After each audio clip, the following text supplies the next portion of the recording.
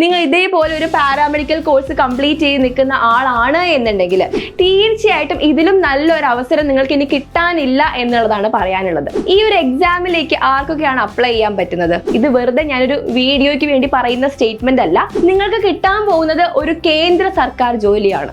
ഏകദേശം 1 lakhനടുത്താണ് നിങ്ങൾക്ക് ശമ്പളം കിട്ടാനായിട്ട് പോകുന്നത്. അപ്പോൾ നിങ്ങൾ ഈ ഒരു എക്സാമിനായിട്ട് ടൈം മാറ്റി വയ്ക്കുകയാണ് എന്നുണ്ടെങ്കിൽ തീർച്ചയായിട്ടും നിങ്ങൾക്ക് ഈ എക്സാം ക്രാക്ക് ചെയ്യാൻ പറ്റുമെന്ന് ഞാൻ പറയാനായിട്ടുള്ള കാരണം ഇതിന്റെ എക്സാം പാറ്റേൺ തന്നെയാണ്. 70 മാർക്കോളം നിങ്ങൾക്ക് നിങ്ങളുടെ സ്ട്രോങ് ആയിട്ടുള്ള സബ്ജക്റ്റിൽ നിന്ന് തന്നെ വാങ്ങിച്ചെടുക്കാനായിട്ട് സാധിക്കും.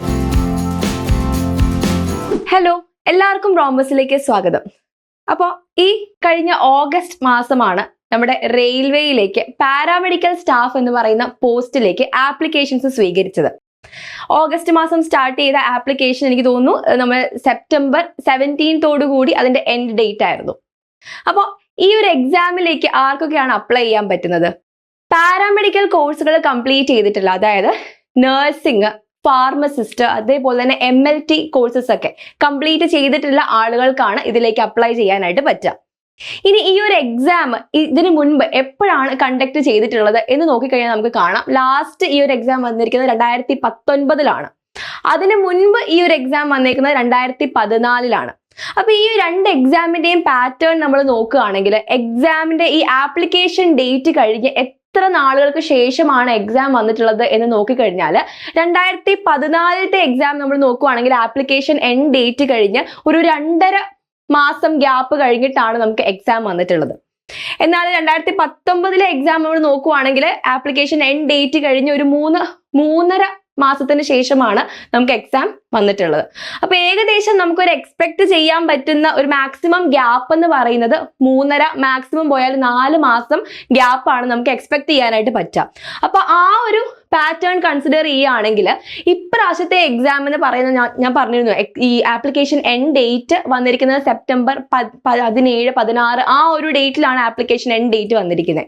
ആ ഒരു എൻഡ് ഡേറ്റിൽ നിന്നും നമുക്ക് മാക്സിമം പോയാൽ ഒരു 3.5, 4 മാസം വെച്ച് നോക്കുകയാണെങ്കിൽ നമുക്ക് ജാനുവരി മാസത്തോടു കൂടി എക്സാം നമുക്ക് എക്സ്പെക്ട് ചെയ്യാനായിട്ട് സാധിക്കും. ചിലപ്പോൾ ജാനുവരി കഴിഞ്ഞ് പോകാനായിട്ടും സാധ്യതയുണ്ട്, പക്ഷെ നമുക്ക് എക്സ്പെക്ട് ചെയ്യേണ്ടത് ജാനുവരി മാസത്തോടു കൂടി നമുക്ക് ഈ എക്സാം നമുക്ക് എക്സ്പെക്ട് ചെയ്യേണ്ടതായിട്ട് വരും. ഇനി ഈ ഒരു എക്സാമിന്റെ ഒരു പ്രത്യേകത എന്ന് പറയുന്നത്, നിങ്ങൾ ഇതേപോലെ ഒരു പാരാമെഡിക്കൽ കോഴ്സ് കംപ്ലീറ്റ് ചെയ്ത് നിൽക്കുന്ന ആളാണ് എന്നുണ്ടെങ്കിൽ തീർച്ചയായിട്ടും ഇതിലും നല്ലൊരു അവസരം നിങ്ങൾക്ക് ഇനി കിട്ടാനില്ല എന്നുള്ളതാണ് പറയാനുള്ളത്. ഇത് വെറുതെ ഞാനൊരു വീഡിയോയ്ക്ക് വേണ്ടി പറയുന്ന സ്റ്റേറ്റ്മെന്റ് അല്ല. അക്ഷരാർത്ഥത്തിൽ ഇതിനപ്പുറം നല്ലൊരു ഓപ്പർച്യൂണിറ്റി നിങ്ങൾക്ക് കിട്ടാനില്ല.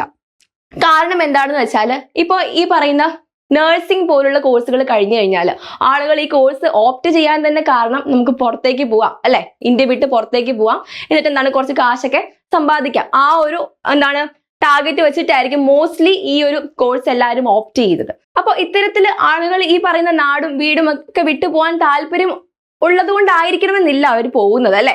ചിലപ്പോൾ എന്തുകൊണ്ടായിരിക്കാം, അവർ ചെയ്യുന്ന ആ ജോലിക്ക് തക്കതായിട്ടുള്ള ശമ്പളം അവർക്ക് കിട്ടാത്തത് കൊണ്ടായിരിക്കാം ഈ നാടും വീടും ഒക്കെ വിട്ട് അവർ പുറത്ത് രാജ്യത്ത് പോയിട്ട് വർക്ക് ചെയ്യാനായിട്ട് ആഗ്രഹിക്കുന്നത്, അല്ലെ. നല്ല പ്രായത്തിൽ കുറച്ച് കാശ് സമ്പാദിക്കാം, അതാണ് അവരുടെ ടാർഗറ്റ് എന്ന് പറയുന്നത്. ഇനി മറ്റു ചില ഗ്രൂപ്പ് എന്ന് പറയുന്നത് എന്താണ്, അവർക്ക് പുറത്തേക്ക് പോകാനുള്ള സെറ്റപ്പ് ഒന്നും ഇല്ല, അല്ലെങ്കിൽ വീട്ടിൽ ആ വിധത്തിലുള്ള സാഹചര്യങ്ങളൊന്നും ഇല്ല, ചെറിയ കുട്ടികളൊക്കെ ഉണ്ടാവും. അപ്പൊ ഇത്തരം കുട്ടികളെയൊക്കെ വിട്ടു പോകാനായിട്ട് താല്പര്യമില്ലാത്തവര് എന്താ ചെയ്യുന്നത്, മോസ്റ്റ്ലി ഏതെങ്കിലും ഒരു പ്രൈവറ്റ് ആയിട്ടുള്ള ഹോസ്പിറ്റലിൽ കയറും. എന്നിട്ട് ഇത്തരം ഹോസ്പിറ്റലിൽ കയറുന്ന ആൾക്കാരുടെ ബുദ്ധിമുട്ടും നമ്മൾ കേൾക്കുന്നതാണ്, അല്ലെ. അതായത് 2, 3 ഷിഫ്റ്റ് ഒക്കെ കയറേണ്ടി വരുന്നു, ഓവർ ടൈം നിൽക്കേണ്ടി വരുന്നു, ഒന്ന് ഫുഡ് കഴിക്കാൻ പോലും ടൈം കിട്ടുന്നില്ല. ഇത്രയും ഒക്കെ ചെയ്തിട്ട് പോലും അവർ ചെയ്യുന്ന വർക്കിൻ്റെതായിട്ടുള്ള ഒരു ശമ്പളം അവർക്ക് കിട്ടുന്നില്ല. ഇത്തരം പ്രശ്നങ്ങളിലൂടെയാണ് ഈ ഫീൽഡിൽ വർക്ക് ചെയ്യുന്നവർ ഇപ്പോൾ പോയിക്കൊണ്ടിരിക്കുന്നത്. അപ്പൊ ഇത്തരം പ്രശ്നങ്ങൾ ഫേസ് ചെയ്യുന്ന ഒരാളാണ് നിങ്ങളെങ്കിൽ നിങ്ങൾക്ക് തീർച്ചയായിട്ടും ഇതൊരു ഗോൾഡൻ ഓപ്പർച്യൂണിറ്റി തന്നെയാണ്. കാരണം ഇതൊരു ഗോൾഡൻ ഓപ്പർച്യൂണിറ്റി ആണെന്ന് പറയാനായിട്ടുള്ള ആദ്യത്തെ കാരണം എന്ന് പറയുന്നത്, നിങ്ങൾക്ക് കിട്ടാൻ പോകുന്നത് ഒരു കേന്ദ്ര സർക്കാർ ജോലിയാണ്. അതും റെയിൽവേ പോലുള്ള അത്രയും റെപ്യൂട്ടഡ് ആയിട്ടുള്ള ഒരു ഡിപ്പാർട്ട്മെന്റിലേക്കാണ് നിങ്ങൾക്ക് ജോലി കിട്ടാനായിട്ട് പോകുന്നത്. അപ്പോൾ ഈ ഒരു കേന്ദ്ര സർക്കാർ ജോലി നിങ്ങൾക്ക് കിട്ടുന്നതോടുകൂടി നിങ്ങളുടെ ലൈഫ് കംപ്ലീറ്റ്ലി ചേഞ്ച് ചെയ്യാൻ പോവാണ്, അല്ലെ. ഇത്രയും നാളും നിങ്ങൾ അല്ലെങ്കിൽ നിങ്ങൾ ഫേസ് ചെയ്യേണ്ടതായിട്ട് വന്നിട്ടുള്ള ഈ പറയുന്ന ബുദ്ധിമുട്ടുകളെല്ലാം നിങ്ങൾ കംപ്ലീറ്റ്ലി മാറ്റി വെച്ചുകൊണ്ട് നിങ്ങളുടെ ലൈഫിന് ഒരു ചേഞ്ച് വരാൻ പോവാണ്, ഒരു ടേണിംഗ് പോയിന്റ് ആണെന്ന് നമുക്ക് പറയാം. അപ്പൊ നിങ്ങളുടെ ലൈഫ് എന്താണ്, സെറ്റിൽ ആവാൻ പോവാണ്. ഒരു കേന്ദ്ര സർക്കാർ ജോലി നിങ്ങൾക്ക് കിട്ടുന്നതോടുകൂടി നിങ്ങളുടെ ലൈഫ് സെറ്റിൽ ആവാൻ പോവാണ്. അതാണ് ഒന്നാമത്തെ റീസൺ എന്ന് പറയുന്നത്. ഇനി രണ്ടാമത്തെ കാര്യം എന്ന് പറയുന്നത് ഇതിന്റെ പേ സ്കെയിൽ തന്നെയാണ്. നാട്ടില് ഒരു പ്രൈവറ്റ് ഹോസ്പിറ്റലിൽ കയറി നിങ്ങൾ കഷ്ടപ്പെട്ട എത്ര ബുദ്ധിമുട്ടി ജോലി ചെയ്താലും നിങ്ങൾക്ക് കിട്ടുന്നത് വളരെ ചെറിയൊരു ശമ്പളമാണ്. എന്നാൽ ഇതേ ഒരു ജോലി നിങ്ങൾ ഈ ഒരു റെയിൽവേയുടെ പോസ്റ്റിൽ ഇരുന്നു കൊണ്ട് ചെയ്യുകയാണെങ്കിൽ നിങ്ങൾക്ക് കിട്ടാൻ പോകുന്ന ശമ്പളം എന്ന് പറയുന്നത് 80,000-ന് മുകളിലേക്കാണ്. ഇത് നോക്കിക്കേ, ഈ സ്റ്റാഫ് നഴ്സിന്റെ തന്നെ സാലറി പാക്ക് നിങ്ങൾ നോക്കുകയാണെങ്കിൽ 86 കാണിക്കുന്നത് അല്ലെ. ഇത് വെറും ബേസിക് പേ ആണ്, ഇത് വെറും ബേസിക് പേ മാത്രമാണ് കാണിക്കുന്നത്. അപ്പോൾ ഏകദേശം 1 lakhനടുത്താണ് നിങ്ങൾക്ക് എന്ത് ശമ്പളം കിട്ടാനായിട്ട് പോകുന്നത്. അപ്പൊ ഇത്രയും വലിയൊരു സാലറി പാക്കേജിലാണ് നിങ്ങൾ ഈ പറയുന്ന പോസ്റ്റിലേക്ക് എത്താൻ പോകുന്നത്. ഈ സ്റ്റാഫ് നഴ്സ് മാത്രമല്ല, മറ്റേതൊരു പോസ്റ്റ് എടുത്ത് നോക്കിയാലും വളരെ അട്രാക്റ്റീവ് ആയിട്ടുള്ള ഒരു സാലറി പാക്കേജ് ആണ് നിങ്ങൾക്ക് കാണാനായിട്ട് സാധിക്കുന്നത്. അപ്പൊ നിങ്ങൾക്ക് എന്താണ്, ഈ നാടും വീടും ഒന്നും വിട്ടു പോവാതെ തന്നെ എന്താ, നിങ്ങൾക്ക് ഇത്രയും വലിയൊരു പാക്കേജിൽ വളരെ സേഫ് ആയിട്ടുള്ള ഒരു പൊസിഷനിൽ ഇരുന്ന് വർക്ക് ചെയ്യാനായിട്ടുള്ള ഒരു അവസരമാണിത്. അതുകൊണ്ടാണ് ഇതൊരു ഗോൾഡൻ ഓപ്പർച്യൂണിറ്റി ആണെന്ന് പറയാനായിട്ടുള്ള രണ്ടാമത്തെ കാരണം എന്ന് പറയുന്നത്. ഇനി തീർച്ചയായിട്ടും നിങ്ങൾ വേണമെന്ന് വെച്ചാൽ, അല്ലെങ്കിൽ നിങ്ങൾ ഈ ഒരു എക്സാമിനായിട്ട് ടൈം മാറ്റി വയ്ക്കുകയാണ് എന്നുണ്ടെങ്കിൽ തീർച്ചയായിട്ടും നിങ്ങൾക്ക് ഈ ഒരു എക്സാം ക്രാക്ക് ചെയ്യാൻ പറ്റുമെന്ന് ഞാൻ പറയാനായിട്ടുള്ള കാരണം ഇതിന്റെ എക്സാം പാറ്റേൺ തന്നെയാണ്. ഇതിന്റെ ഒരു എക്സാമിന്റെ ഒരു സിലബസ് നോക്കിക്കഴിഞ്ഞാൽ നമുക്ക് കാണാം, സിലബസിനകത്ത് പ്രൊഫഷണൽ എബിലിറ്റി വരുന്നുണ്ട്. അത് 70 മാർക്കിനാണ് നമുക്ക് വരുന്നത്. പിന്നെ നമുക്ക് വരുന്നത് ജനറൽ അവയർനെസ് പറയുന്ന GK പോർഷൻ വരുന്നുണ്ട്, 10 മാർക്കിനാണ്. പിന്നെ നമുക്ക് മാത്സ്, റീസണിങ് പോലുള്ള സബ്ജക്ട്സ് ആണ്, അതും നമുക്ക് 10 മാർക്കിനാണ് വരുന്നത്. പിന്നെ ജനറൽ സയൻസ് എന്ന് പറയുന്ന ഒരു 10 മാർക്കിന് വീണ്ടും നമുക്ക് വരുന്നുണ്ട്. അപ്പൊ ഈ ഒരു സിലബസ് നോക്കിക്കഴിഞ്ഞാൽ നിങ്ങൾക്ക് കാണാം, പ്രൊഫഷണൽ എബിലിറ്റി എന്ന് പറഞ്ഞാൽ എന്താണ്, നിങ്ങളുടെ സബ്ജക്റ്റ് ആണ് അല്ലെ, നിങ്ങൾക്ക് സ്ട്രോങ് ആയിട്ടുള്ള നിങ്ങളുടെ സബ്ജക്റ്റ് ആണ്. അതിൽ നിന്ന് തന്നെയാണ് ഏറ്റവും കൂടുതൽ മാർക്കിന് ക്വസ്റ്റ്യൻസ് വരുന്നത്. 70 മാർക്കോളം നിങ്ങൾക്ക് നിങ്ങളുടെ സ്ട്രോങ് ആയിട്ടുള്ള സബ്ജക്റ്റിൽ നിന്ന് തന്നെ വാങ്ങിച്ചെടുക്കാനായിട്ട് സാധിക്കും. ഈ പറയുന്ന കോമ്പറ്റേറ്റീവ് എക്സാംസിനൊക്കെ നോക്കുന്ന ആളുകൾ എപ്പോഴും പറയുന്നത് GK എന്ന് പറയുന്ന വലിയൊരു പ്രശ്നമാണ്, GK ഒരു വാസ്റ്റ് ആയിട്ടുള്ള ടോപ്പിക്കാണ്, ഇത്രയും വലിയൊരു ടോപ്പിക് നമുക്ക് വായിച്ച് തീർത്ത് എക്സാം അറ്റൻഡ് ചെയ്യാനായിട്ട് ബുദ്ധിമുട്ടാണ് എന്നൊക്കെയാണ് പറയുന്നത്. നിങ്ങൾക്ക് ആ ഒരു പ്രശ്നം വരുന്നില്ല, കാരണം 70 മാർക്കും നിങ്ങൾക്ക് നിങ്ങളുടെ സബ്ജക്റ്റിൽ നിന്ന് തന്നെയാണ് വരുന്നത്. ബാക്കി 30 മാർക്ക് മാത്രമാണ് മറ്റ് സബ്ജക്റ്റുകളിൽ നിന്ന് വരുന്നത്. നമ്മൾ +1 +2 ഒക്കെ മാത്സും സയൻസും ഒക്കെ എടുത്തവരാണ് അല്ലെ. അപ്പൊ അങ്ങനെ ഒരാളെ സംബന്ധിച്ചിടത്തോളം നിങ്ങൾക്ക് ഈ പറയുന്ന ജനറൽ സയൻസിൽ നിന്നൊക്കെ ഈസി ആയിട്ട് മാർക്ക് സ്കോർ ചെയ്യാനായിട്ട് പറ്റും, കാരണം +2 ലെവലിലൊക്കെയാണ് എക്സാം വരുന്നത് ഈ സയൻസ് ഒക്കെ. അപ്പൊ തീർച്ചയായിട്ടും എന്താണ്, ഈ ഒരു 10 മാർക്സ് വെച്ച് നോക്കുമ്പോൾ നിങ്ങൾക്ക് ഈസി ആയിട്ട് ഒരു 6-7 മാർക്സ് വാങ്ങിച്ചെടുക്കാവുന്നതേ ഉള്ളൂ. പിന്നെ എന്താണ്, അത്യാവശ്യം മാത്സിന്റെ ബേസിക്സ് ഒക്കെ ഉള്ള ആളുകളാണ് എന്നുണ്ടെങ്കിൽ, അല്ലെങ്കിൽ എന്താണ് അത്യാവശ്യം ക്രിട്ടിക്കൽ തിങ്കിങ് ഒക്കെ ഉള്ളവരാണ് എന്നുണ്ടെങ്കിൽ ഈ പറയുന്ന റീസണിങ് എന്ന് പറയുന്ന ഭാഗവും നിങ്ങൾക്ക് ഈസി ആയിട്ട് എന്താണ് ക്രാക്ക് ചെയ്യാവുന്നതേ ഉള്ളൂ. പിന്നെ വരുന്ന എന്താണ്, GK പോർഷൻ ആണ്. ഈ GK പോർഷനിൽ ഒന്നും നിങ്ങൾക്ക് ചെയ്യാൻ പറ്റിയില്ല എങ്കിൽ കൂടി ഈസി ആയിട്ട് എന്താണ് നിങ്ങൾക്ക് ഈ പറയുന്ന റാങ്ക് ലിസ്റ്റിൽ കയറി എത്താനായിട്ട് പറ്റും. ഇനി ഈ പറയുന്ന 10 മാർക്കുകൾ ഒന്നും നിങ്ങൾക്ക് കിട്ടിയില്ല, നിങ്ങൾക്ക് ഈ 70 മാർക്സ് മാത്രം ഫോക്കസ് ചെയ്താൽ പോലും നിങ്ങൾക്ക് എന്താണ് റാങ്ക് ലിസ്റ്റിൽ കയറി പറ്റാനായിട്ട് പറ്റും. അപ്പൊ ഈ ഒരു സിലബസ് മനസ്സിൽ വെച്ചുകൊണ്ട് ഈ വരുന്നത് നമുക്കിനി എത്ര നാളുണ്ട് ഞാൻ പറഞ്ഞു, ജനുവരി മാസത്തോടു കൂടി നമുക്ക് എക്സ്പെക്ട് ചെയ്യാമെന്ന് നമ്മൾ പറഞ്ഞു. അപ്പൊ ഏറെക്കുറെ നമുക്കൊരു 2 മാസം മാത്രമാണ് കിട്ടുന്നത്. അപ്പൊ ഇത് കേൾക്കുമ്പോൾ ഓർക്കും, അല്ല 2 മാസമല്ലേ ഉള്ളൂ എന്ന് ചിന്തിക്കുന്നവരുണ്ട്. അങ്ങനെയല്ല നമ്മൾ ചിന്തിക്കേണ്ടത്, 2 മാസം ഉണ്ടല്ലോ എന്നാ ചിന്തിക്കേണ്ടത്. കാരണം ഈ 70 മാർക്സിന്റെ ഏരിയ എന്ന് പറയുന്നത് നിങ്ങളുടെ സബ്ജക്റ്റ് ആണ്.